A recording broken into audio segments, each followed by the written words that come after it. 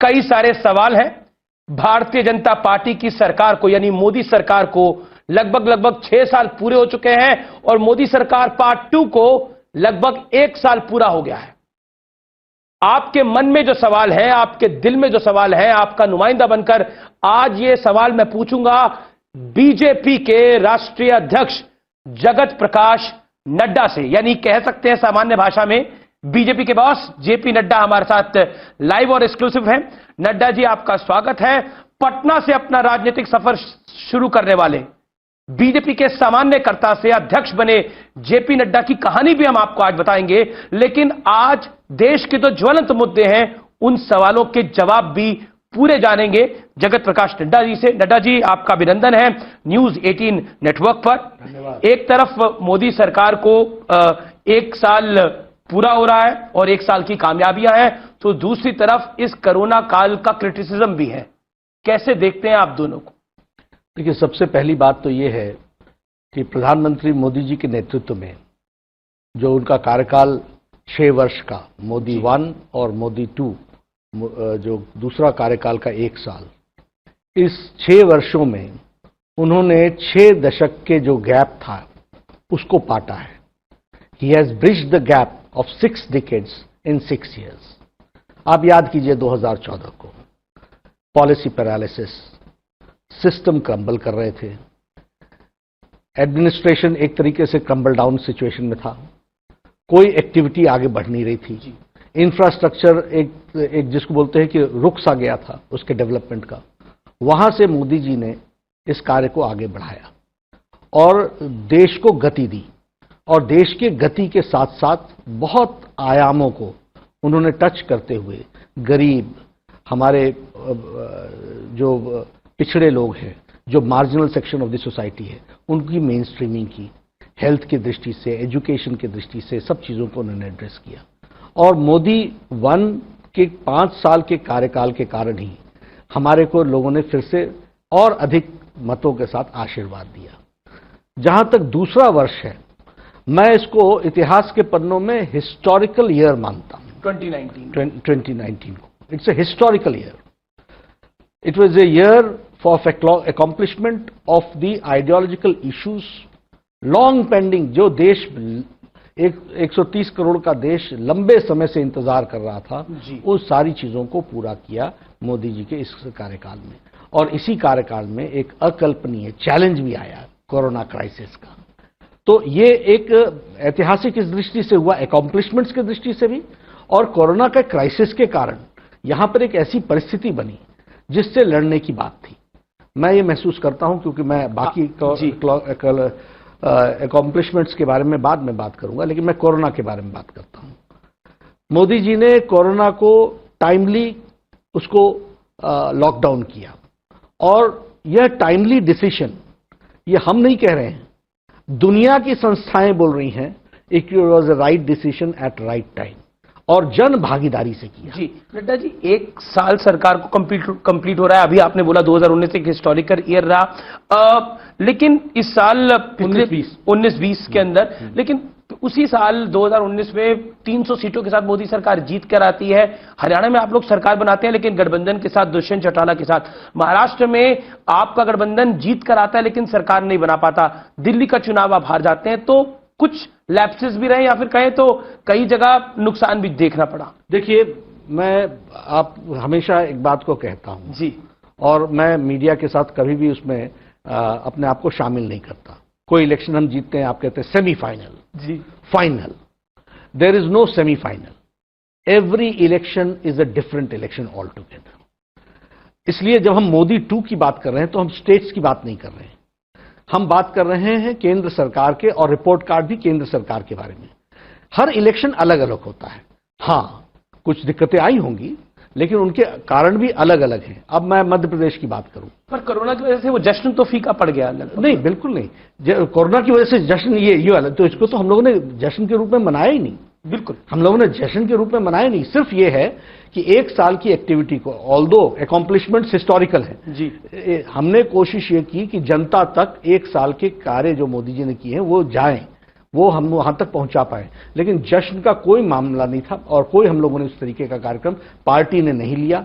हमने ये लिया कि हम नीचे तक अपनी बात जरूर पहुंचाएं, लेकिन कोरोना क्राइसिस में जो मोदी जी ने काम किया उसके बारे में भी हम बताना चाहते हैं कि इंटरनेशनल ऑर्गेनाइजेशंस ने, सब लोगों ने ये माना कि this is the holistic approach which Modi ji has taken and other countries should replicate. WHO ने तो यहां तक कह दिया कि we should follow the decisions taken by Modi ji, और उन्होंने ये भी कहा कि होलिस्टिक इसलिए है कि इसमें marginal section of the society को आर्थिक रूप से सस्टेन करने के लिए इसकी भी व्यवस्था की। मैं नड्डा जी इस पहलू पर भी आऊंगा आगे, लेकिन अभी महत्वपूर्ण यह है कि पिछले एक साल के अंदर निश्चित तौर पर कई चुनाव होते हैं और मीडिया का काम है अपने तरीके से उसको फाइनल सेमीफाइनल बोलने का, लेकिन फाइनल तो 2019 का आप लोग जीत गए और धमाकेदार तरीके से जीते। एक आरोप यह भी लगता है कि आप लोगों की सरकारें जहां होती भी नहीं है वहां भी आप बना लेते हैं। अब मैं एग्जाम्पल इसमें मध्य प्रदेश का भी दे सकता हूं, लेकिन विपक्ष के साथ पिछले एक साल में तल्खी कम नहीं हुई है, बड़ी है। ऐसा क्यों? बतौर बीजेपी के राष्ट्रीय अध्यक्ष आप कैसा सोचते हैं? देखिए, मैं पहले मध्य प्रदेश का उत्तर दूं आपको। मध्य प्रदेश में हमने नहीं सरकार बनाई, मध्य प्रदेश में उनसे अपना परिवार नहीं संभाला, अपने आप नहीं संभाल पाए जी। अब आप न संभालें और वहां पर सरकार तो चलनी है, तो वो सरकार बनी है, उसमें हमारा कोई योगदान नहीं है। कांग्रेस पार्टी को अपने गिरबान में झांक करके देखना चाहिए, आत्मनिरीक्षण करना चाहिए, आकलन करना चाहिए और उसके माध्यम से उनको अपने रास्ते तय करने चाहिए। दूसरा जो आपने सवाल उठाया वो मैंने सवाल उठाया कि मतलब कुल मिलाकर विपक्ष के साथ तल्खी क्यों रहती है? हमारे तरफ से कभी भी कोई तल्खी नहीं रही। प्रधानमंत्री मोदी जी और भारतीय जनता पार्टी प्रजातांत्रिक उसूलों में विश्वास करते हैं, नंबर एक।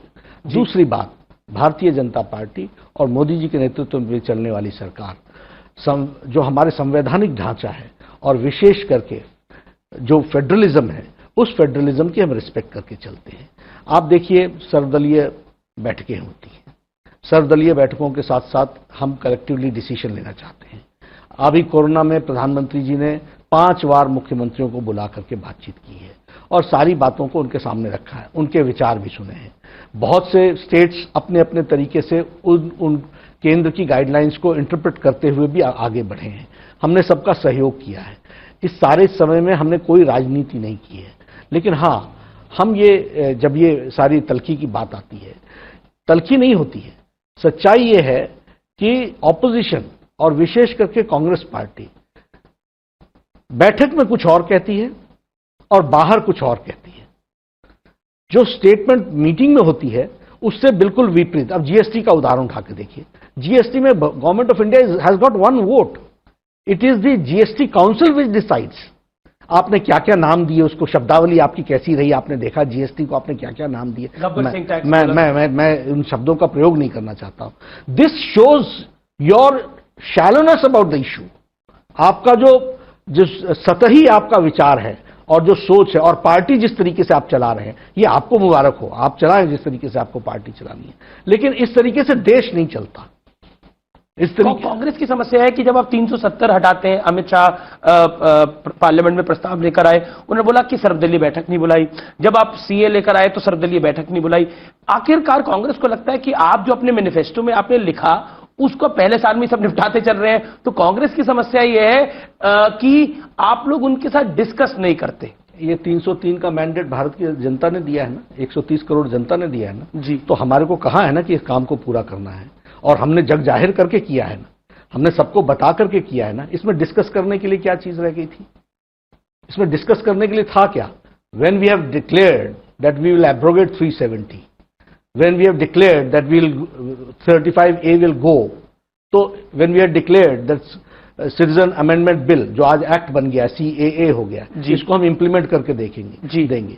ट्रिपल तलाक हमने तय किया हुआ था कि सुप्रीम कोर्ट ने भी कहा था इसको हमको इंप्लीमेंट करना था, हमने इंप्लीमेंट किया। बहुत बड़ी कुरीति चली आ रही थी, उसको हमने अपने मुस्लिम बहनों को मुख्य धारा में शामिल करने में और उनका हमने सहयोग किया। बिल्कुल, शाह बानो से शायरा बानो तक हम पहुंचे हैं पिछले एक साल के अंदर। हम एक साल की बात कर रहे हैं तो एक साल में विरोध प्रदर्शनों का भी एक तरह से कहते हैं बाढ़ आ गई। ऐसा लगा कि देश के अंदर विरोध प्रदर्शन कुछ लोग करवाने के लिए बैठे हुए हैं और सिर्फ विरोध प्रदर्शन ही करवाना चाह रहे हैं देश के अंदर। सीओ को लेकर और जो बवाल हुआ, 370 तक वो बात चुप रही, राम मंदिर तक वो बात चुप रही, लेकिन सीओ को लेकर जो बवाल हुआ वो पिछले 1 साल की सरकार में आपकी मोदी पार्ट 2 के अंदर वो सबसे बड़ी चुनौती भी रही। कैसे देखते हैं, क्योंकि शाहीन बाग हुआ, हमने मुंबई में भी बहुत कुछ होते हुए देखा। What is your take on that? देखिए, फर्स्ट ऑफ ऑल मैं बताना चाहता हूं कि ऑपोजिशन भी जानती है कि सीएए क्या है। सीएए सिटीजनशिप देने का विषय है, लेने का विषय नहीं है। भारत की जनता के किसी की भी सिटीजनशिप नहीं जानती है। रिस्पॉन्सिबल पार्टीज ने इररिस्पॉन्सिबल बिहेवियर किया और मिस इन्फॉर्मेशन फैलाने का प्रयास किया, और ये वो लोग करते हैं जो गेम्स ऑफ द रूल को फॉलो नहीं करना चाहते। जी, ये उन्होंने फॉलो नहीं किया और उन्होंने देश से ऊपर दल रखा। हमने हमेशा दल से ऊपर देश रखा। इन्होंने इस तरीके का काम किया। और मैं आप लोग भी नहीं समझाने में कामयाब नहीं रहे। जो वर्ग नाराज था या फिर जो वर्ग प्रदर्शन कर रहा था वो देश के नागरिक। कुछ लोगों को तो मिस इन्फॉर्मेशन के कारण जोड़ा गया, उनको तो हम स्थान पर ले आएंगे, लेकिन कुछ लोग जो इनके लिए दल देश से बड़ा है, जिनके लिए राजनीति राष्ट्र नीति से बड़ी है, उनको तो नहीं समझा सकते। You can improve somebody's eyesight, but you can't give him a vision. You can bring the horse near the water, but you can't force him to do it. You have given a very good example. What I am trying to ask is, sir, कि नड्डा जी, लेकिन मैं यहाँ पर क्या misguide किया गया? हाँ, किया गया। और अभी जांच चल रही है, अभी जांच चल रही है जी। आपने देखा होगा दिल्ली में तो जांच के अंदर यह बात स्पष्ट हो गई कि यह प्रायोजित था, यह हिंसा प्रायोजित थी, ये विरोध भी प्रायोजित था, और ये सारी चीजें सामने आएंगी। जिसने भी देश हित के खिलाफ काम किया है, उसके खिलाफ एक्शन होगा। अब चार्जशीट भी आ रही है, उसमें अंकित शर्मा का जो मर्डर हुआ उसमें भी बहुत सी फैक्ट सामने आए हैं। लेकिन जगत प्रकाश नड्डा साहब, महत्वपूर्ण यह है कि वो मिसगाइड इस स्तर पे किया गया कि दिल्ली में हिंसा हो गई। जब अमेरिकन प्रेसिडेंट यहां पर थे, वो देश के लिए बहुत एम्बैरेसमेंट रहा। इसीलिए मैं कहता हूं जी, फिर ये लोगों के घर जलाए गए। ये बार-बार उस इलाके में गया था। बार-बार सोचने की बात क्या है जी, कि इनको हार पच नहीं रहा है और इनके लिए दल देश से बड़ा है। अपना राजनीतिक रोटी सेकना यह महत्वपूर्ण है, लेकिन देश और देश के साथ देश की आबरू, आज मोदी जी ने दुनिया में भारत को कहां ला करके खड़ा कर दिया है। आपने भी देखा, कोरोना क्राइसिस में सब लोगों ने भारत को एक मॉडल के तरीके से देखा है, लेकिन कुछ लोगों को इसके ये पछता नहीं है, इसकी अंडरस्टैंडिंग नहीं बनती है। वह इन कारणों से लोगों को मिस इन्फॉर्मेशन दे करके उसका प्रयास करते हैं। हां, भारतीय जनता पार्टी की तरफ से यह हमारी जिम्मेवारी है कि हम सब लोगों तक राइट इंफॉर्मेशन पहुंचाएं, और वो हम जिम्मेवारी निभा रहे हैं, निभाएंगे। पिछले 1 साल में ये आपको सबसे बड़ी मुश्किल लगती है जो हमने इस तरह के आंदोलन देखे और उसके बाद हमने दिल्ली में हिंसा देखी? जब तक लॉकडाउन नहीं हुआ था तब तक ये शाहीन बाग भी खत्म नहीं हुआ था। आपको लगता है ये सबसे बड़ी चुनौती भी थी पिछले 1 साल में? देखिए, मोदी सरकार की चुनौती नहीं, ये भारतीय जनता पार्टी के दोनों ये हमारे सामने ये घटनाएं घटी हैं जी। इन घटनाओं को जैसे भारत सरकार को देखना चाहिए, उस तरीके से हमने देखा है और उसी तरीके से इसका निवारण किया जाएगा। लेकिन भारतीय जनता पार्टी की तरफ से, भारतीय जनता पार्टी की तरफ से इसकी गहराई को हमने समझा है और इसकी जो उसको हम कहते हैं बारीकियों को भी समझा है। उन बारीकियों को ध्यान में रख करके हम अपने कैडर्स को, क्योंकि आपने बहुत बोला कि कुछ लोगों के लिए राष्ट्रहित जो है वो पीछे होता है, दलित ऊपर होता है। आम आदमी पार्टी के एक कॉर्पोरेटर ताहिर हुसैन के खिलाफ जो चार्जशीट हुई है अभी दिल्ली पुलिस ने करी है, जो इन्वेस्टिगेटिंग एजेंसी है उसने करी है, उसमें उसको मास्टरमाइंड बताया गया है। और मैं खुद ताहिर हुसैन के घर पे गया था, जहां पे पेट्रोल बम से लेकर पता नहीं क्या क्या था। मैंने ग्राउंड रिपोर्ट उस पर करी थी, सबसे पहले न्यूज 18 ने ही उस पर खुलासा करा था। क्या मैं इसमें बताऊं? जी। अब कई बार क्या होता है, जो हम बोल रहे होते हैं जी, उस समय उसको सब्सटैंशिएट करने के लिए कोई कारण नहीं होता, लेकिन जब समय का पर्दा हटता है तो हमें बोलने की जरूरत नहीं होती, वो सब्सटैंशिएटेड हो जाता है। सारे दिल्ली चुनाव में मैं कहता रहा और हमारी पार्टी कहती रही कि वोट बैंक की राजनीति की जा रही है। ये समझ में नहीं आया, लेकिन आज जब इन्वेस्टिगेशंस के तार नीचे तक जा रहे हैं और अंकित शर्मा को टच कर रहे हैं, जब उसकी इन्वेस्टिगेशन के तार जिनका आपने नाम ताहिर लिया, हुसैन। उससे जा रहे हैं, तो समझ में आता है कि आप पार्टी के क्रेडेंशियल्स क्या है। आप पार्टी के हाथी के दांत दिखाने के और है और खाने के और है। और यही मैं उस समय कहता था। तो कोई बात नहीं, democracy is a learning process. Very rightly. तो दिल्ली के लोग भी उस समय जनवरी में नहीं समझ पाए, लेकिन अप्रैल महीने तक आते आते और मई महीने तक आते आते तो समझ गए। मैं भी बतौर जर्नलिस्ट, मेरे लिए भी देश पहले और बाकी सब चीजें बाद में है। जब मैं ताहिर हुसैन के बारे में हम इन्वेस्टिगेशन कर रहे थे तो उनके पास करोड़ों रुपए का मामला है, और वो करोड़ों रुपए कैसे आए, इंटरनेशनल तार तो नहीं है इस मुद्दे के, क्योंकि हर्ष मंदार जिस तरह के बयान दे रहे थे, फिर वो विदेश भाग गए। ये कहीं ना कहीं एक बड़ी कॉन्स्पिरेसी की तरफ हिंट करता है जगत प्रकाश नड्डा जी। और क्योंकि अब जब अनलॉक हो रहा है देश, शाहीन बाग में दोबारा आंदोलन शुरू करने की बात हो रही है, तो चिंता की लकीर इसलिए खिंचती है कि ये वर्ग नहीं रुक रहा, ये लोग नहीं रुक रहे। देखिए, मैं फिर कहूंगा कि लोग नहीं, कुछ लोग हैं जी, जिनका उद्देश्य जो मैंने आपको बताया वो है जी। लेकिन भारत सरकार इन सब चीजों के बारे में सजग है जी। गृह मंत्रालय इन सब चीजों के बारे में सजग है। आपका 2 दिन पहले ही हमारे गृह मंत्री अमित शाह जी से आपकी वार्तालाप हुई है जी। तो आपने देखा होगा, उन्होंने बहुत अच्छे से उसको एक्सप्लेन किया है। इसलिए आप आश्वस्त रहिए, यह देश मजबूती की ओर जाएगा, अखंड भारत की दृष्टि से जो हम अपने मजबूती के साथ देश को आगे बढ़ाएंगे, एक भारत श्रेष्ठ भारत बढ़ाएंगे, इसको हम आगे ले जाएंगे। जी। खबर यह भी है, जैसे मैंने पूछा कि शाहीन बाग का प्रोटेस्ट अगर दोबारा शुरू होता है तो इस बार बीजेपी वो वाली गलती तो नहीं करेगी, या फिर सरकार वो वाली गलती नहीं करेगी कि इनको बैठने दे लंबा, क्योंकि एक सड़क पूरी तो देखिए गृह मंत्रालय का विषय होगा, गृह मंत्रालय इसकी चिंता करेगी। पार्टी प्रेसिडेंट, लेकिन एज पार्टी प्रेसिडेंट हम इस बात की चिंता जरूर करेंगे कि जनता तक सही संदेश जाए और जनता गुमराह न हो। क्या बीजेपी दोबारा शाहीन बाग के पक्ष में है या नहीं है? देखिए, हम प्रजातांत्रिक विषयों के बारे में हमेशा सजग रहते हैं जी। किसी को भी कोई अपनी बात कहनी हो, कहने के सारे प्लेटफॉर्म्स हैं, लेकिन प्लेटफॉर्म्स के साथ साथ कानून व्यवस्था हाथ में लेने का किसी का अधिकार नहीं। जी। जम्मू कश्मीर में से 370 और 35A को हटाया गया।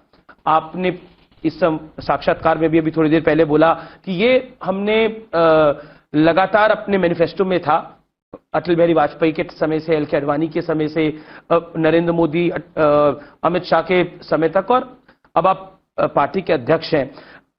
इसके पीछे जो मकसद था, क्या वो पूरा हो गया है? क्योंकि विपक्ष सवाल उठाता है कि चलिए आपने अब 370 हटा दिया, पंडित नेहरू कहते थे घिसते घिसते घिस जाएगा, घिस गया लगभग, नरेंद्र मोदी सरकार ने उसको घिस दिया पूरी तरह से, लेकिन क्या वो मकसद जो था वो पूरा हो गया? क्योंकि लगभग 6-7 महीने हो गए। बिल्कुल, मैं आपको बताना चाहता हूं, सबसे पहली बात कि मैं इसको ऐतिहासिक घड़ी इसलिए मानता हूं जी, क्योंकि बचपन से हम नारा लगाते रहे, एक देश में 2 निशान, 2 विधान, 2 संविधान, 2 प्रधान नहीं चलेंगे। मुझे पार्लियामेंट में अपनी इस उंगली से धारा 370 को समाप्त करने के लिए वोट देने का अधिकार मिला और उसको मैंने बखूबी और गृह मंत्री जी के बगल में बैठ करके इस काम को किया। ये ऐतिहासिक घड़ी मुझे याद है। वैसे जब आपने राजनीति शुरू करी होगी, मैं माफी चाहता हूं आपको टोक रहा हूं बीच में, तब आपने कभी सोचा था कि 370 फुल मैंडेट के साथ भारतीय जनता पार्टी की सरकार हटा दे? देखिए, हम इस बात से कन्विंस थे कि हमारा रास्ता सही है, और रास्ता सही हो तो रोड़े जितने भी आएंगे। नहीं, जब आप पटना में राजनीति करते थे उस समय भी जी, राइट फ्रॉम वेरी बिगनिंग जी, जब हमने राजनीति शुरू की, उस समय ऑपोजिशन में जाने का मतलब मूर्खता होती थी जी, लेकिन उस समय आइडियोलॉजिकली कमिटमेंट के साथ हम आगे बढ़े और हमने कहा कि हमारा रास्ता सही है, जितने भी रास्ते में रुकावटें आएंगी सब दूर होंगी और हम सफल होंगे। वो सफलता का दिन भी हमने देखा। तो इसलिए मैं तो बड़ा खुश हुआ। लेकिन जहां तक आपने बात की मकसद पूरा हुआ। देखिए, जम्मू कश्मीर में भारत सरकार के 106 कानून लागू नहीं होते थे, यहां तक कि प्रिवेंशन ऑफ करप्शन एक्ट भी लागू नहीं होता था, यहां तक कि पॉक्सो भी लागू नहीं होता था, prevention of children against sexual abuse. उसी तरीके से वहां पर वेमेन को भी राइट नहीं मिलता था। उसी तरीके से वहां मुस्लिम भाई हमारे जो गुजर हैं, बकरवाल हैं, उनको राजनीतिक रिजर्वेशन नहीं थी। उसी तरीके से हमारे जो पाकिस्तान से, वेस्ट पाकिस्तान से आए हुए लोग थे और बस गए थे, उनको वोटिंग राइट नहीं था, उनको डोमिसाइल सर्टिफिकेट नहीं मिलता था। उसी तरीके से जो हमारे वाल्मीकि भाई थे, वो सिर्फ सफाई कर्मचारी की नौकरी कर सकते थे, उनका बेटा कोई जज नहीं बन सकता था, कोई इंजीनियर नहीं बन सकता था, वो सिर्फ सफाई कर्मचारी ही बन सकता था। ये परिस्थिति थी। आज उन सब चीजों से उनको निजात मिल गई है। जम्मू कश्मीर की और कश्मीर की महिलाओं को प्रॉपर्टी में बराबर का अधिकार, अगर वो स्टेट से बाहर भी किसी से शादी करते हैं तब भी उनका प्रॉपर्टी का अधिकार बरकरार रहेगा। भारत के कानून अक्षरशः लेटर और स्पिरिट में लागू हुए। वहां के पंचायत के प्रधानों को पैसा नहीं मिलता था। ये हमारे राजीव गांधी जी ने 74th अमेंडमेंट बिल लेकर के आए और पंचायत के पैसे को सीधे पहुंचाने का प्रयास किया। उनकी ही सरकार रही, गुलाम नबी आजाद वहां चीफ मिनिस्टर रहे, वो नहीं कर सके। आप मोदी जी ने अब भारत का पैसा सीधे श्रीनगर के ट्रेजरी में नहीं जाता, सीधे पंचायत को जाता है। ये डेवलपमेंट का, और वहां के पंचायत के प्रधान अब महसूस कर रहे हैं कि डेवलपमेंट नाम का क्या डेवलपमेंट होता क्या है। उसी तरीके से लद्दाख इतने सालों से इग्नोर्ड था, जम्मू के कुछ एरियाज इतने सालों से इग्नोर्ड थे। Now they have been mainstreamed, वो मेन स्ट्रीमिंग में आ गए हैं, वो मुख्य धारा में आए हैं और भारत के साथ उनका, जिसको हम कहते हैं कि मेन स्ट्रीमिंग हुई है, भारत के सारे कानून वहां लागू हो रहे हैं। अब इसीलिए जम्मू कश्मीर बैंक की इंक्वायरी शुरू हो गई है और उस इंक्वायरी में आपको पता चलेगा कि कौन कौन लोग क्या क्या करते रहे, काफी नाम सामने भी इतने सालों में क्या करते रहे। तो यह एक तरीके से जम्मू कश्मीर का जिन मुद्दों को लेकर के हम लोगों ने बात की थी वो 100% पूरी हुई है। मैं टेररिज्म को लेकर बात करना चाहता हूं। टेररिज्म को लेकर एक विजन है भारतीय जनता पार्टी का कि जम्मू कश्मीर से टेररिज्म को इवेट करना पूरे देश का ही है, इसमें कोई दोहराई नहीं है। लेकिन वो समस्या क्या हल हुई है? क्योंकि अभी भी हम कई टेररिस्ट एक्टिविटीज को देखते हैं उधर। हाल ही में पुलवामा 2 हमारे सैनिकों ने बचाया है उधर होते होते। उस लिहाज से मैं पूछ, देखिए जनता की तो मेन स्ट्रीमिंग हो रही है जी, लेकिन हां कोई बॉर्डर के उस पार से टेररिस्ट एक्टिविटी की एक्टिविटी हमेशा चली हुई है, वो आपको पता है। लेकिन भारत सक्षम है इन सारी चीजों को निपटने के लिए। मोदी जी के नेतृत्व में हम लोगों ने क्लियर कट संदेश भी दिया है और पाकिस्तान भी जानता है और ये टेररिज्म वहां समाप्त होकर रहेगा। दिल्ली में एक लॉबी है, मैं कहूं पूरे देश में एक लॉबी है जो मोदी सरकार कुछ कर दे उसका वो विरोध करती है। अब अगर आपने 370 हटाया तो उनका कहना है कि अब 370 हटने के बाद टेररिज्म बिल्कुल नहीं होना चाहिए, उधर समस्या पूरी का निदान हो जाना चाहिए। ट्रिपल तलाक हो उसको लेकर उनका विजन था कि बीजेपी मुसलमानों के खिलाफ ही है। तो what message you want to give to that lobby? देखिए उनको हम मैसेज कोई नहीं देंगे, मैं सिर्फ इतना कहूंगा कि आप हताश होंगे क्योंकि आपका रास्ता गलत है और गलत रास्ते से सही दिशा, सही जगह नहीं पहुंचते और हमारा रास्ता सही है, इसलिए हम धीरे भी चलेंगे तो हम सफल होंगे। चलिए अब मैं थोड़ी पॉलिटिकल बात करता हूं। एक साल पे काफी बात हुई महाराष्ट्र और मध्य प्रदेश की, मैं खासतौर पर बात करना चाहता हूं। महाराष्ट्र को लेकर काफी विवाद खड़ा हुआ है। एक तरफ आपके प्रदेश के नेता पूर्व मुख्यमंत्री देवेंद्र फडणवीस बहुत एग्रेसिव हैं, बीजेपी की इकाई महाराष्ट्र और मुंबई की बहुत एग्रेसिव है, उद्धव ठाकरे के खिलाफ बहुत कुछ कह रही है। आपके एक सांसद जो पूर्व मुख्यमंत्री भी नारायण राणे, उन्होंने तो यहां तक कह दिया कि राष्ट्रपति शासन वहां लगना चाहिए। आप लोग महाराष्ट्र में, विपक्ष का आरोप है कि हमारी सरकार को अस्थिर करना चाहते हैं, जो 3 पार्टियों ने मिलकर सरकार बनाई। बिल्कुल गलत है, क्योंकि उन्होंने उनका कहना है क्योंकि हमने निवाला छीन लिया आपके मुंह से। बिल्कुल गलत है जी। सच्चाई ये है कि जो राणे साहब का स्टेटमेंट है वो पर्सनल तौर पर उन्होंने स्टेटमेंट दी। गृह मंत्री जी ने भी उसको खंडन किया है, हमने भी उसका खंडन किया है। वो उनकी व्यक्तिगत राय हो सकती है, पार्टी की ऐसी कोई राय नहीं जी।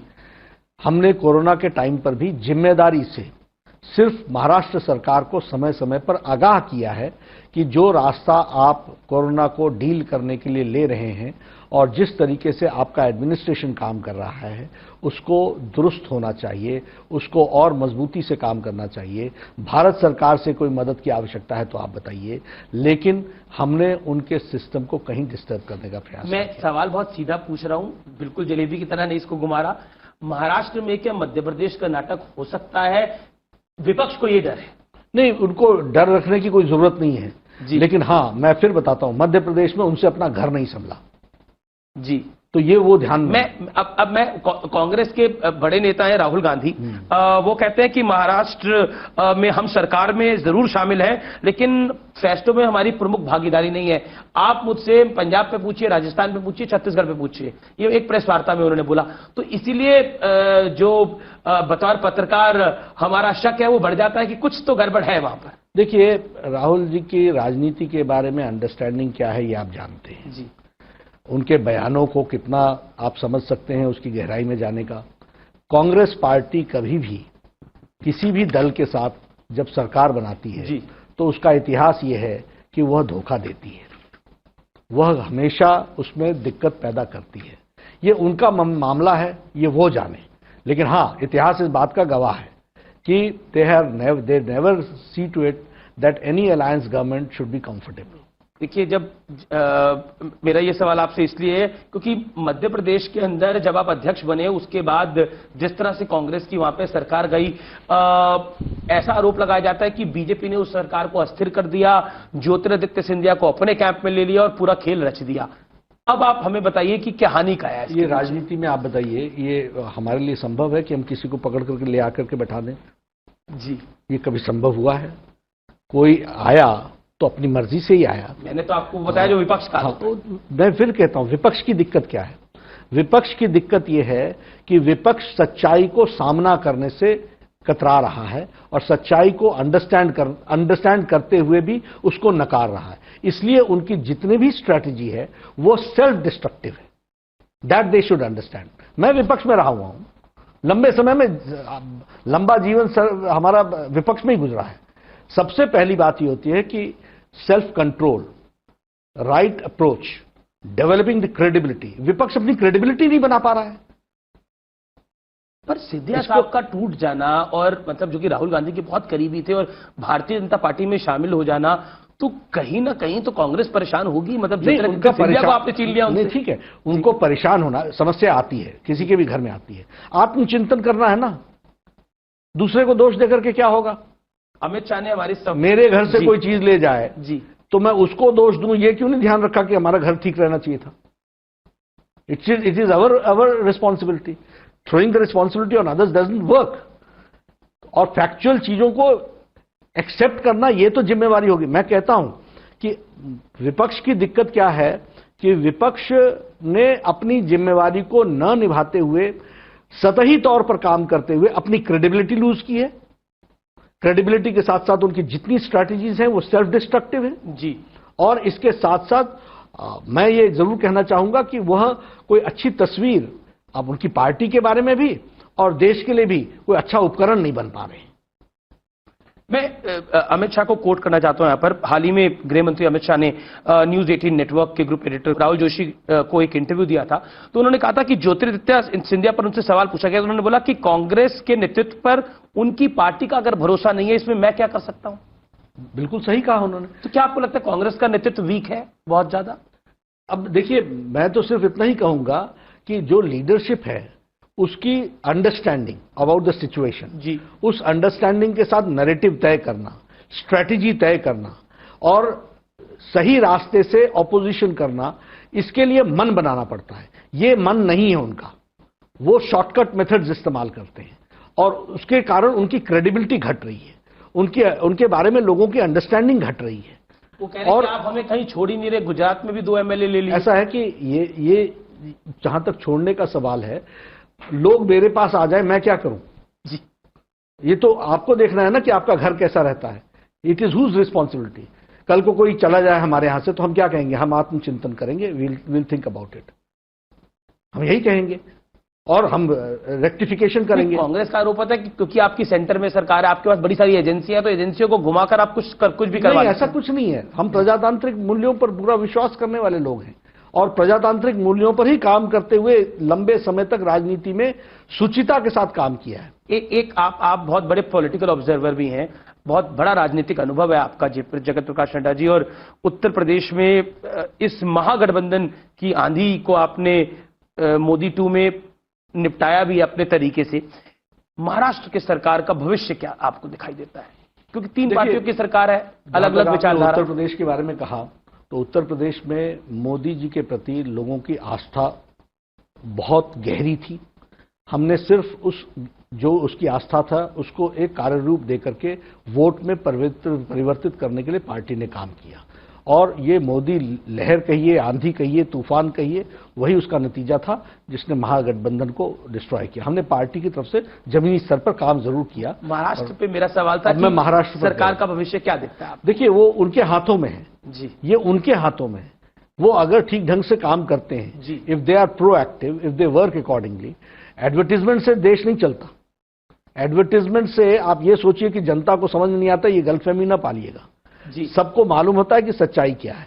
They have to C, they have to improve the governance, they have to C, they have to deliver. अगर शिवसेना वापस आने का मूड बनाती है तो भारतीय जनता पार्टी का गठबंधन होगा? ऐसा है, ये तो भारतीय जनता पार्टी की पार्लियामेंट्री बोर्ड के साथ बैठ करके सारे लोगों के साथ चर्चा करेंगे, लेकिन न ऐसा कोई न प्रस्ताव है, न ऐसे ही हमारी कोई सोच है जी। अभी वो गए हैं, वो उन्होंने अभी अपने आइडियोलॉजिकल कमिटमेंट के साथ जिस पार्टी को खड़ा किया है, उस कमिटमेंट के साथ कितना कॉम्प्रोमाइज, शॉकिंग था आप लोगों के लिए? जो उन्होंने जिस कमिटमेंट के साथ उन्होंने पार्टी को खड़ा किया, जिस आइडियोलॉजिकल बैकग्राउंड के साथ, उसके साथ इस 5 सालों में कितना कॉम्प्रोमाइज होगा वो देखेंगे, फिर तौलेंगे, फिर वो तय करेंगे उनको क्या करना है।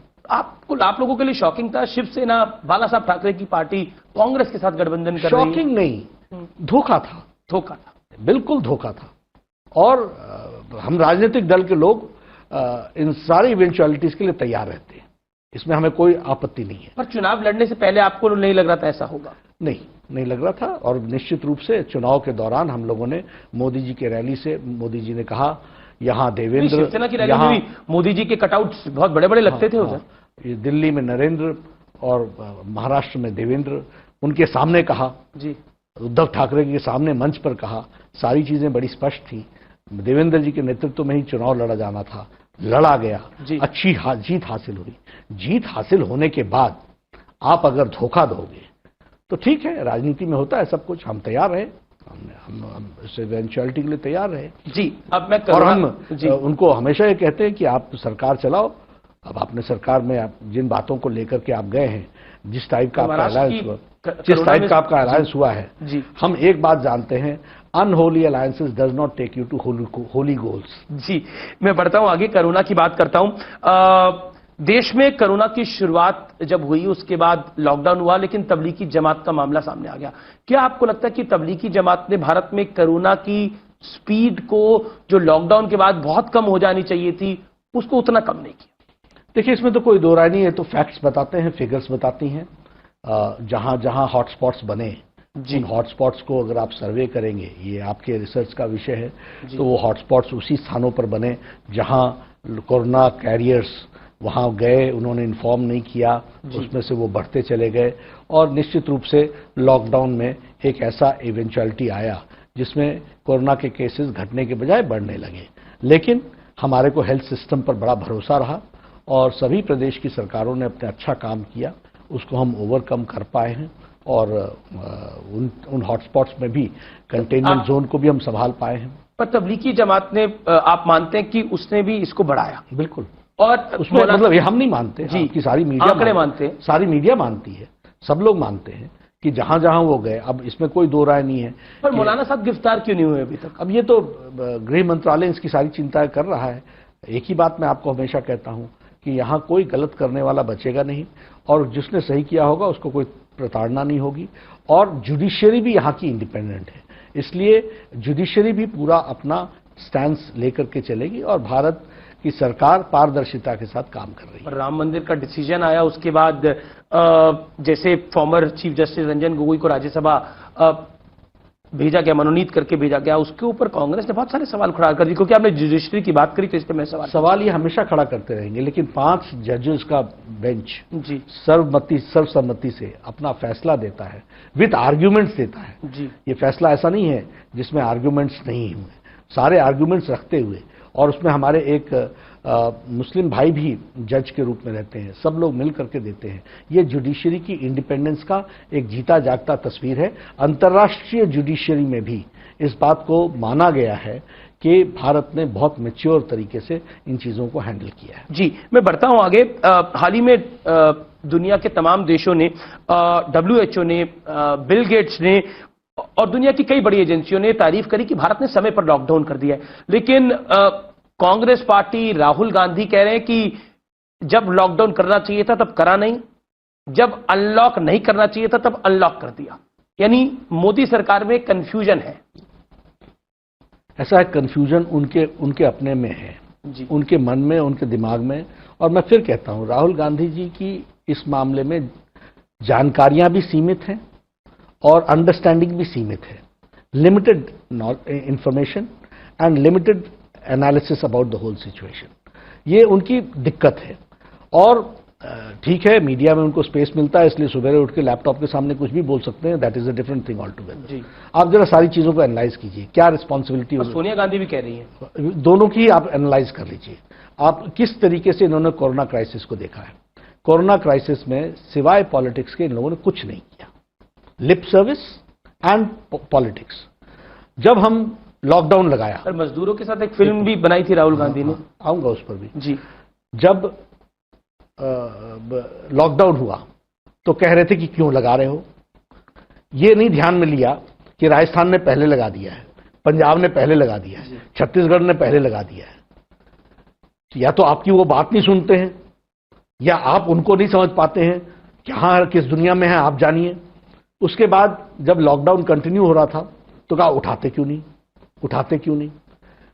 ठीक है, उनकी बात वो भी उन्होंने 2 प्रेस कॉन्फ्रेंसेस में कह दी। उनके चीफ मिनिस्टर्स आए चीफ मिनिस्टर्स कॉन्फ्रेंस में, उन्होंने कहा लॉकडाउन कंटिन्यू करना चाहिए।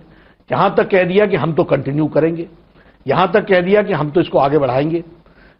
या तो उन्होंने उनकी बात नहीं सुनी, या ये उनकी बात नहीं समझ पाते हैं। जब हम उठाने लगे, हमारे ही लोगों ने कहा, उनके चीफ मिनिस्टर सब ने कहा कि हमको इसके साथ जीना पड़ेगा, हम चाहते हैं कुछ करें, तो ये बोलने लगे कि उठा क्यों रहे हो, लॉकडाउन क्यों उठा रहे हो, और अब केसेस बढ़ रहे हैं। तो ये सीमित जानकारियों का और सीमित समझदारी का ये नतीजा है, और इसीलिए ऑपोजिशन की अपनी क्रेडिबिलिटी एट स्टेक है। और इसका वो उत्तर दे, वो इसको देखे। हम ये महसूस करते हैं कि मोदी जी के नेतृत्व में कोरोना क्राइसिस को इन तमाम अकल्पनीय समस्याओं के बीच में भी पूरी ताकत के साथ, पूरी शिद्दत के साथ और सबको साथ लेकर के, जन भागीदारी के साथ, जनता को साथ लेकर के इससे लड़ने का एक बहुत सफल प्रयास किया है। राहुल गांधी ने हाल ही में बजाज ऑटो के मैनेजिंग डायरेक्टर राजीव बजाज के साथ एक संवाद किया, जिसमें राजीव बजाज ने यह कहने की कोशिश की कि देश में लोग सच बोलने से डरते हैं। उनके पिता ने भी, राहुल बजाज साहब ने भी एक कार्यक्रम में इसी तरह की बात को कहा था। लॉकडाउन पर उन्होंने कहा कि आम आदमी के नजरिए से ये काफी कठिन है, क्योंकि भारत जैसा लॉकडाउन तो पूरी दुनिया में कहीं नहीं हुआ। तो आज राहुल गांधी के साथ संवाद में उन्होंने इस बात का जिक्र किया कि लोग हिंदुस्तान में बात करने से डर रहे हैं। ये बिल्कुल बेबुनियाद है। इन लोग सच बोलने से डर। हाँ, बिल्कुल गलत बात है। लोगों को कोई दिक्कत नहीं है, कुछ नेताओं को है, क्योंकि वो तर्कपूर्ण बात नहीं कर रहे हैं, और तर्कपूर्ण बात सच्ची होती है। राजीव बजाज तो इंडस्ट्रियलिस्ट है, हो सकते हैं, लेकिन तर्कपूर्ण तो इसका जरूरी तो नहीं कि कोई इंडस्ट्रियलिस्ट हो जाए तो तर्कपूर्ण ही हो जाए। जी, तर्क के साथ चीजों को रखना। अब आप ही देखिए, इंटरनेशनल स्टैंडर्ड्स में जब हम कोरोना क्राइसिस को डील करते हैं, बड़े बड़े महाशक्तिशाली देश अपने आप को लाचार महसूस करते हैं, और भारत 142 करोड़ का देश में से 3 लाख से ज्यादा लोग मारे गए, जो ये 15 देश हैं, और 137 करोड़ का देश। और आज हम अगर बात करें तो हमारे यहां माइक्रोस्कोप, किसी की भी मौत होती है वो दुखदाई है, उसकी चिंता होनी चाहिए, और वो उसको हम रोकने का भी प्रयास कर रहे हैं। कोमॉर्बिडिटी केसेस को भी हम डील करने का प्रयास कर रहे हैं। यहां 1000 डेडिकेटेड कोविड हॉस्पिटल्स बने हैं, 2 लाख बेड्स हैं, 60,000 वेंटिलेटर्स का इंतजाम हो गया, 4.5 लाख पर्सनल प्रोटेक्शन इक्विपमेंट हर दिन तैयार हो रहे हैं, मास्क लाखों के हिसाब से बन रहे हैं, हर एक तरीके की व्यवस्था की गई है। लेकिन इसके साथ साथ हम लड़ने के लिए तैयार होकर के आगे बढ़ रहे हैं। ये सारी चीजें अगर कोई जानता होता तो इन तर्क पर बात करे ना। सच बोलने में राहुल गांधी इसमें एक तर्क भी देते हैं, वो तर्क मैं आपको बताता हूं कि लॉकडाउन फेल हो गया है और राज्यों को उनके हाल पर छोड़ दिया है मोदी सरकार ने, कि राज्य अब खुद जिए, हमारा कोई मतलब नहीं। ये राज्यों को 5 बार मुख्यमंत्री बैठक बुला करके जो बातें की हैं वो किसने की हैं? वो प्रधानमंत्री जी ने की हैं। उनकी कौन सी बात है जो नहीं मानी है, और कौन सी बात में उनको छूट नहीं दी गई है? और सब लोगों ने कहा, बैठक में कहा कि हमें अपना नाउ वी विल डिसाइड, आप जनरल गाइडलाइंस दे दीजिए, वी विल डिसाइड अनलॉक हमने कैसे करना है। तो ये दिया है, लेकिन इसके लिए पढ़ना पड़ता है। राहुल गांधी जी को पढ़ना पड़ेगा। He has to read, He has to go through the details. He has to go through the MHA guidelines. उस MHA गाइडलाइंस में लिखा हुआ है states well shall be free. उन्होंने ही कहा था कि हमको फ्री करो। तो आप बताइए ना कि उन्होंने लॉकडाउन कर दिया, ये बोलते लॉकडाउन क्यों किया? ये उनका इशारा मुझे लगता है ये होगा कि स्टेट्स को कुछ पैसे और देने चाहिए। ऐसा है क्योंकि सोनिया गांधी ने ऐसा है कहा कि 7500 रुपए हर मजदूर को ऐसा है, प्रधानमंत्री जी ने सबको सबके विकास के लिए और सबके डेवलपमेंट के लिए पूरा पैसा दिया है, जो जिसका हक बनता है। ये अच्छा, गवर्नमेंट्स ऐसे नहीं फंक्शन करते हैं कि आपने कहा जी हमको इतने दे दो, हम आपको उतने दे देंगे। सब चीज का पैमाना बना हुआ है। उस पैमाने के तहत ही हमको पैसे का डिस्ट्रीब्यूशन करना पड़ता है। आप कहेंगे तो आपको मैं लिस्ट भिजवा दूंगा जिसमें सभी स्टेट्स को उनके पॉपुलेशन के आधार पर और उनके सिचुएशन को देखते हुए पैसे भेजे गए हैं। यानी आप कह रहे हैं केंद्र पूरी मदद कर रहा है? पूरी मदद, लेकिन हाल ही में और पैकेजेस में भी पूरी मदद, पीएम केयर फंड में भी पूरी मदद, जी हर तरीके से उनकी पूरी मदद हो रही है। हाँ, कुछ दुर्भाग्य है कि जो मिल जाए जी तो उस पर अपना स्टिकर लगा करके जनता के बीच में पहुंचा दो और आगे डिमांड कर दो। ये भी इतना भी गैर जिम्मेदार नहीं होना चाहिए। एक जगह तो प्रियंका गांधी वाड्रा आप लोगों की सरकार की मदद करना चाह रही थी उत्तर प्रदेश में 1000 बसें चलाकर। उसका उद्देश्य मदद करना नहीं था, राजनीति करना था जी। और मैं बहुत स्पष्ट हूं इस मामले में जी। राजस्थान से बच्चों को कोटा से, तब मुख्यमंत्री गहलोत को आंखों में पानी नहीं आया है। बिहार से बसें लेकर के उनको वापस घर तक पहुंचाने का काम बिहार ने लिया। योगी जी ने अपनी बसें भेज करके उन बच्चों को वहां पहुंचाया। हिमाचल का मैं रहने वाला हूं, हमारे मुख्यमंत्री ने हिमाचल से बसें भेजी और बसें भेज करके बच्चों को ले गए। हरियाणा के लोगों ने वापस बच्चों को ले गए। तब ये बसें कहां खड़ी थी? तब ये क्या कर रहे थे? पंजाब से लोग और तेलंगाना से लोग, राजस्थान के लोग आए बेचारे मुसीबत में। उस समय गहलोत साहब क्या कह रहे थे? क्या कह रहे थे? ये कह रहे थे आना ठीक नहीं है। तो ये डबल स्टैंडर्ड्स, और मैं इसको एक्सपोज करता हूं जी। और फिर मैं कहूंगा दीज आर क्रोकोडाइल टीयर्स। ये घड़ियाली आंसू है, राजनीति का से ओतप्रोत है। इसका कोई संबंध नहीं है जनसेवा से। हां, अभी आप फोटो ऑप्शन की बात कर रहे थे कि राहुल गांधी जी गए और उन्होंने फोटो ऑप्शन किया। एक फिल्म बनी, एक फिल्म में डॉक्यूमेंट्री। मैं भारतीय जनता पार्टी के राष्ट्रीय अध्यक्ष की तरफ से अहम भाव से नहीं, गौरव से नहीं, लेकिन सेवा भाव से बताना चाहता हूं 19 करोड़ लोगों को हम लोगों ने फूड पैकेट्स पहुंचाए हैं इस क्राइसिस में। 5 करोड़ लोगों को हम लोगों ने राशन पहुंचाया है, 10 दिन का, 20 दिन का, 1 महीने का। हम ये नहीं कहते कि ये पूरा हो गया, हमारा प्रयास रहा। उसी तरीके से हम लोगों ने 5 करोड़ से ज्यादा मास्क पहुंचाए हैं। उसी तरीके से हम लोगों ने लाखों के हिसाब से हमारे मजदूरों भाई जो जा रहे थे उनको चरण पादुका का इंतजाम किया है। फोटो नहीं खिंचवाया है, उनको चाय पिलाई है, भोजन कराया, आराम कराया है, बस की व्यवस्था करके उनको घर पहुंचाने का काम किया है। आप कांग्रेस पार्टी बता सकती है कि ऐसा एक भी उन्होंने कैंपेन लिया हो? अब मैं आपसे पूछता हूं, ममता बनर्जी के साथ बीजेपी की मोदी सरकार की तलखी क्या है?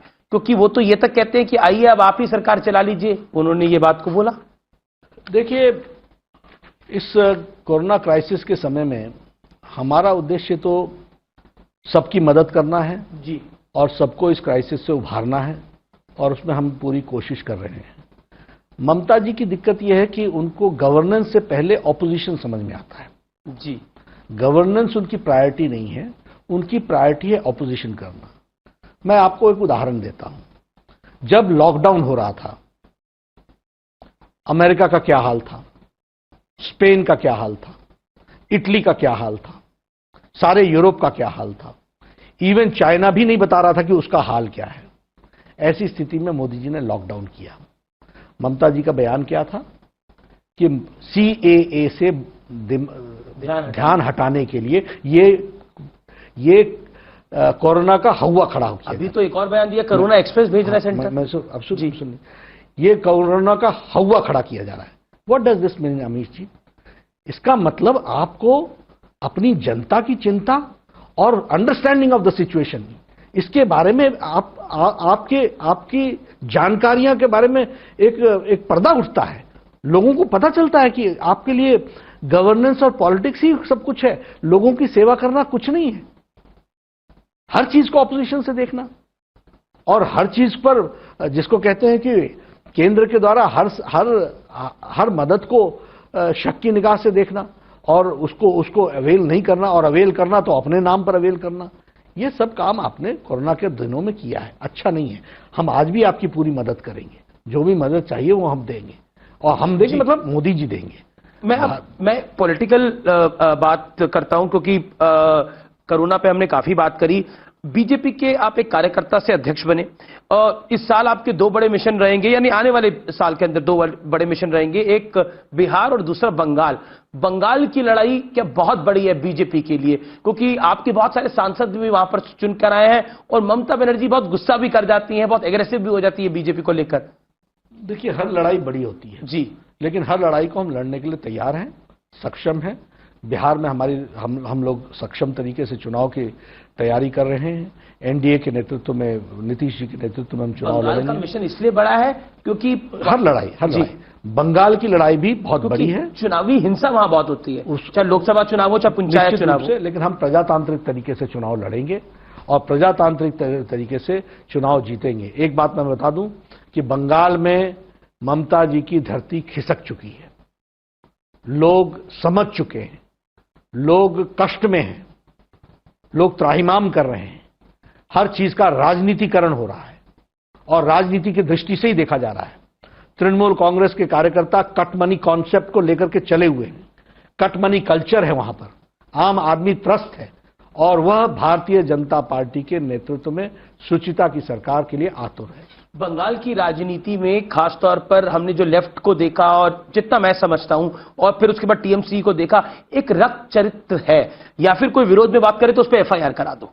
क्या कहना चाहते हैं आप? ये उनके संस्कार में आ गया है, चाहे सीपीएम हो चाहे तृणमूल कांग्रेस है, उनके संस्कार में violence is an instrument in political delivery. ये उनका एक तरीका हो गया है। लेकिन बंगाल की जनता शांतिपूर्ण तरीके से एक सुचिता वाली सरकार, एक डिलीवरी वाली सरकार चाहती है, और मोदी जी के जो अच्छे काम हुए हैं वो बंगाल में भी ठीक ढंग से रेप्लिकेट हों, ये इसकी इच्छा रखती है। मेरा अगला सवाल यही है कि क्या आपको लगता है कि अब वर्चुअल रैली ज्यादा होंगी, क्योंकि कोरोना के बाद पॉलिटिक्स का भी नैरेटिव थोड़ा बदल गया है? देखिए, अभी मैं नहीं कह सकता कि एक तो कोरोना के क्राइसिस का इम्पैक्ट और कितना कैसा रहेगा, लेकिन हाँ, हम सब लोगों के लिए नया एक्सपीरियंस होगा जी। ये चुनाव कोरोना के साए में ही लड़ा जाएगा, इसलिए जो हम लोग जो हमारे चुनाव के कैंपेन के जो रेगुलर तरीके थे वो रेगुलर तरीके नहीं लागू हो रहे हैं। अभी मैं आपसे सिर्फ शेयर करूं कि एक साल पूरे होने पर जब हम भारतीय जनता पार्टी की तरफ से अपना संदेश दे रहे हैं तो 75 हमारे वर्चुअल रैलीज हो रही हैं जी, और एक एक रैली में 50-50 हजार लोग जुड़ेंगे। इसी तरीके से 3000 से ज्यादा वीडियो कॉन्फ्रेंसिंग हो रही है, और इसी तरीके से 500 से ज्यादा समाज के विभिन्न वर्गों की वीडियो कॉन्फ्रेंसिंग होगी। तो हमको अब नए तरीके तो इजाद करने ही पड़ेंगे कम्युनिकेशन के। अब मैं आपसे उस के बारे में सवाल पूछना चाहता हूं जिस पर बहुत सारा क्रिटिसिज्म भारतीय जनता पार्टी का होता है, वो है बीजेपी और मुसलमान। मैं आपसे जानना चाहता हूं जगत प्रकाश नड्डा जी, बतौर बीजेपी अध्यक्ष, मुसलमान के साथ बीजेपी का रिश्ता क्या है? क्योंकि एक लॉबी ये फैलाने में जुटी है, बताने में जुटी है, नई दिल्ली से लेकर न्यूयॉर्क तक, कि बीजेपी एंटी मुस्लिम है। अभी से नहीं, ये अभी से नहीं है। ये भारतीय जनता पार्टी जब से एग्जिस्टेंस में आई तब से यह कुत्सित प्रयास चलता रहा है जी। लेकिन भारतीय जनता पार्टी भी धीरे धीरे करके अपना बेस बढ़ाती चली गई है। मोदी जी ने बड़ा स्पष्ट कर दिया है, सबका साथ, सबका विकास, सबका विश्वास। सबका विश्वास लेने के लिए भारतीय जनता पार्टी कमिटेड है। हम पूरी ताकत के साथ चल रहे हैं। एक बात हमको जरूर ध्यान रखना चाहिए, justice to all, appeasement to none. एक भारत श्रेष्ठ भारत, सबको बराबर, सबका साथ, सबका साथ लेंगे, सबका विकास करेंगे।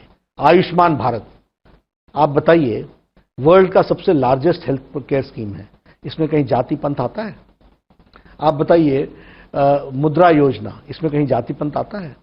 आप बताइए, जनधन योजना, जाति पंथ आता है? सौभाग्य योजना, जाति पंथ आता है?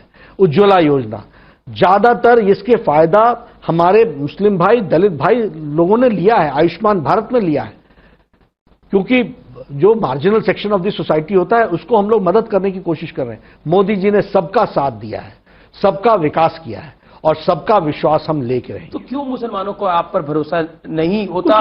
क्योंकि कई बार हम आपने देखा कि किस तरह के आंदोलन हुए, किस तरह का माहौल बनाया गया। कुछ लोग इस प्रयास में लगे हैं जी, कुछ लोग इस प्रयास में लगे हैं, वो वोट बैंक की राजनीति करते हैं। हम वोट बैंक की राजनीति नहीं करते हैं, लेकिन हाँ, हम जिस रास्ते पर चले हैं थोड़ी देरी हो सकती है, लेकिन रास्ता हमारा ही सफल होगा। असदुद्दीन ओवैसी के छोटे भाई कहते हैं कि ये तो अभी मोदी सरकार आई है, मुगल काल से तो हम ही थे।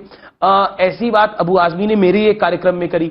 मैं आपसे ये जानना चाहता हूं कि आखिरकार ये जो ऑब्सेशन कुछ लोगों का है मुगल काल के साथ, ऑब्सेशन नहीं है जी, ये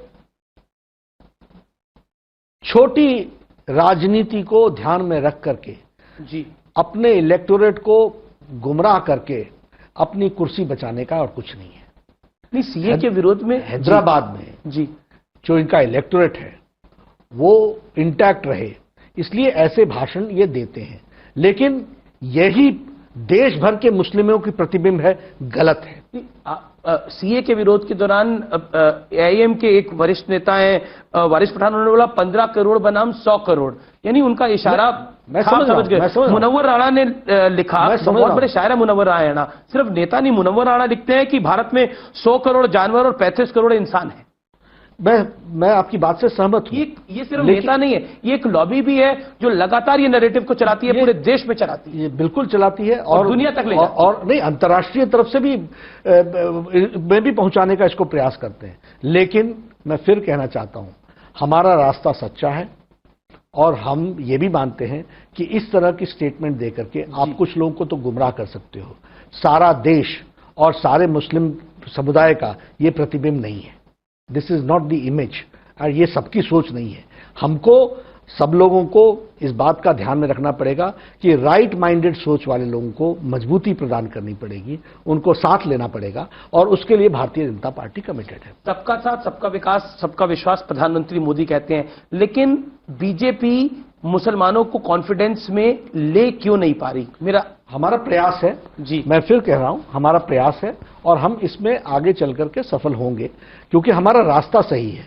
हाँ, मैंने पहले कहा आपको, justice to all, appeasement to none, एक भारत श्रेष्ठ भारत, सबका साथ, सबका विकास, सबका विश्वास। मैं आगे आता हूं। पॉलिटिक्स पर अगर हम वापस लौट कर आए तो देश में मजबूत विपक्ष भी बहुत जरूरी है, लेकिन ये निश्चित तौर पर आप कहेंगे ये हमारी तो जिम्मेदारी नहीं है, लेकिन क्या आपको लगता है कि जो कमजोर विपक्ष है वो भी आपकी सरकार की मजबूती के लिए जिम्मेदार है? नहीं, देखिए, जहां तक मोदी जी का सवाल है, मोदी जी किसी के कमजोरी पर बने हैं ये नहीं है।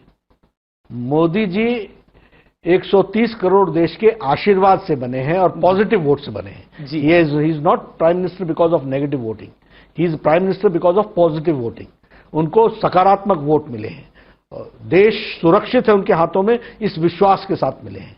जहां तक ऑपोजिशन का सवाल है, मैंने इसी इंटरव्यू में इतने इशारे दे दिए ऑपोजिशन को, समझने वालों के लिए तो इशारा ही काफी। गांधी परिवार के साथ आप लोगों का भी विशेष प्रेम है, उनका भी? मेरा कोई विशेष प्रेम नहीं है, आपने देखा होगा। नहीं, मैं कह रहा हूं आपकी पार्टी का भी विशेष, पार्टी का भी कोई विशेष प्रेम नहीं है, लेकिन हाँ, वो ऑपोजिशन के लीडर हैं, वो सुबह कुछ बोलेंगे तो शाम को तो हमारे को ही बोलना है ना जी। लेकिन मैं फिर इसी इंटरव्यू में मैंने इतने इशारे ऑपोजिशन को दिए, अगर वो हासिल कर लें। अब ये शब्दावली देखो आप, कि राहुल जी का जो शब्दों में उन्होंने कहा वो उनका भाव नहीं था, उनके भाव को समझिए। अभी क्या भाव को समझे? उन्होंने तो प्रधानमंत्री को डंडे मारने तक की बात कह दी। मैं फिर नहीं, वो तो खैर, वो तो उसका तो जवाब भारत की जनता ने दिया जी, उसका तो भारत की जनता ने जवाब दिया। और यह उनकी कांग्रेस पार्टी की जो एक विरासत है जी, उसको विचार करना चाहिए कि ये स्टेटमेंट उसकी विरासत से मेल खाता है कि नहीं करता है। ये तो उनके लिए सोचने की बात है। मैं फिर यही बता रहा हूं कि आत्मचिंतन करने की जरूरत है, दूसरे को मत बोलो, अपने बल्ले को देखो भैया। एक बिल्कुल आखिरी दो सवाल हैं। आर्थिक संकट भी खड़ा हुआ है इस काल के अंदर। ऐसा माना जा रहा है कि आत्मनिर्भर भारत की बात करी और 20,000 करोड़ का पैकेज दिया, लेकिन 20 लाख करोड़ का पैकेज दिया, लेकिन उसके बाद प्रधानमंत्री तक तो ठीक था, लेकिन वित्त मंत्री उस तरह से नहीं समझा पाई देश को भी और विपक्ष को भी। देखिए, साधारण आदमी तक पहुंचाने का जिम्मा भारतीय जनता पार्टी ने लिया है जी, हम नीचे तक ले जा रहे हैं जी। हमको एक बात समझनी चाहिए कि कुछ पैकेज का पार्ट है जिसमें हम लोगों ने लोगों की मदद की है जी, जिसमें हमने पैसा को पहुंचाने का प्रयास किया है। फिर चाहे वो जनधन योजना है, फिर चाहे वो राशन है, फिर चाहे वो उनके अकाउंट्स में प्रधानमंत्री किसान सम्मान निधि है, फिर चाहे दिव्यांग लोगों को पैसे देने की बात है। लेकिन इससे आगे आत्मनिर्भर भारत को खड़ा करने के लिए, हर सेगमेंट के लिए, और इसकी सारी रचना ऐसे की गई है जिसमें वह उसको जो हासिल होना चाहिए था, उसमें जो बॉटलनेक्स आते हैं उनको दूर करके, उन सारे रिफॉर्म्स को ला करके इसको करने का प्रयास किया है। और इसको हम निश्चित रूप से जनता के सामने बखूबी रखेंगे। और ये हमारे अपना जो 1 साल हम मना रहे हैं जी, उसमें हम नीचे तक अपनी जनता के बीच में जा रहे हैं। अब मैं थोड़ा 1977 में आप पटना विश्वविद्यालय में, या फिर कहें तो आप छात्र राजनीति पटना में कर रहे थे, आपके फादर भी वहीं थे, तो मैं उससे जुड़ी कुछ तस्वीरें भी आपके लिए लेकर आया हूं। अगर आप देख पाए, ये 4 तस्वीरें हैं जी। ये तस्वीर है 1978 की। अखिल भारतीय विद्यार्थी परिषद का मैं विद्यार्थी था और जयप्रकाश नारायण जी को हम लोगों ने एक कार्यक्रम में इनवाइट किया था। एक हम यात्रा निकाल रहे थे, वो यात्रा थी एजुकेशनल चेंज के बारे में, एक जगह जगह पर डिस्कोर्सेज हों उसकी चिंता करने के लिए। ये कहानी है आपके कार्यकर्ता से अध्यक्ष बनने की, क्योंकि एक तस्वीर में आप एबीवीपी में है, दूसरी में आप युवा मोर्चा में, उस तस्वीर में तो मुझे प्रमोद महाजन, विजय गोयल, रविशंकर प्रसाद, मुख्तार अब्बास नकवी सब दिख रहे हैं। ये तब था जब मैं युवा मोर्चा का अध्यक्ष बना जी। और मैं बड़ा अपने आप को खुशनसीब समझता हूं कि मुझे भारतीय जनता पार्टी में युवा काल से लेकर के आज तक हर जगह पर काम करने का मौका मिला, और हर जिसको हम कहें कि हर स्तर पे काम करने का मौका मिला। ये राष्ट्रीय संघर्ष मोर्चा बनाया था जी, 1987 की तस्वीर है। तो और आखिरी तस्वीर जो है वो आपकी और अमित शाह जी की साथ में है, जिसमें मुझे लगता है कि आप अध्यक्ष का कार्यभार ले रहे हैं। जी जी। तो वो कैसा पल था? निश्चित रूप से मैं ये मानूंगा कि कार्यकर्ता से शीर्ष पर था। खुशी का पल तो था ही जी, लेकिन जिम्मेवारी का भी बोध था, एक बात। और दूसरी बात कि मैं नहीं, हम सब लोग मिल करके जी इस पार्टी को आगे बढ़ाएंगे, इस बोध के साथ में काम को संभाला। बहुत बहुत शुक्रिया जगत प्रकाश नड्डा जी, आपने बहुत बेबाक बातचीत करी, स्पष्ट रूप से बातचीत करी और अपने क्रिटिक्स को भी पूर्ण रूप से जवाब दिया। बहुत बहुत शुक्रिया, धन्यवाद न्यूज 18 नेटवर्क के साथ। धन्यवाद अमीश जी, आपके साथ बात करना बहुत अच्छा लगा। शुक्रिया बहुत बहुत। तो ये थे जगत प्रकाश नड्डा जिन्होंने बेबाकी के साथ हर बात को रखा। नमस्कार।